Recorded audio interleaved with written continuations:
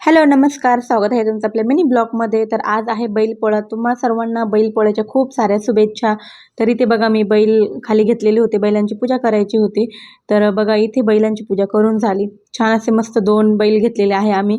इकडे बैल खूप महाग मिळतात, हे 200 रुपयाची जोडी आहे। 2 वर्ष झाले त्यावेळेसच घेतली होती।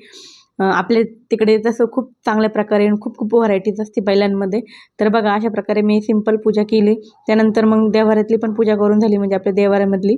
तर बघा आमचा देवारा असा आहे। कसा वाटला ते नक्की सांगा। ट्युशनला आता मी माझ्या ट्युशनची बॅग भरतोय। आता 5:30 वाजूनच होते, तर मी खेळायला गेलो। मग ट्युशनवरून आल्यावर मी खेळायला गेलो।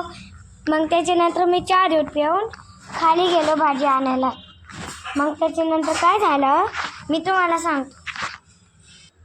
हे आज आम्हाला ट्युशनला असं हे सगळं करवलं तर, आणि हे सगळं तुम्ही पाहू शकते। होमवर्क हेच दिलं आहे इकडं पण।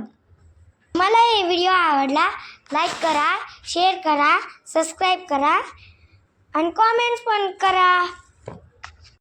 तर इथे बघा संध्याकाळी स्वयंपाक करत होते। तर स्वयंपाकामध्ये भजी, कुरडई, पुरणाचा नैवेद्य असं असतं, पण मी पुड्या बनवल्या होत्या। तर हे नाचणीचे पापड आहे, जे की गावाकडून आणलेले, किती छान असे तळलेले बघा। त्यानंतर मग कुरड्या पण तळल्या। तर इथे मी नैवेद्य ठेवून दिला। आणि ही बैलांच्या शिंगामध्ये जे घातलं ना, ते आमच्याकडे शिंगाडे असं म्हणतात, म्हणजे गोल गोल करून लावायचे असतात। तसं तर बैलांना बलून्स वगैरे या सगळे लावतात, गोंडे पण लावतात, पण इकडे तसं काही नाही।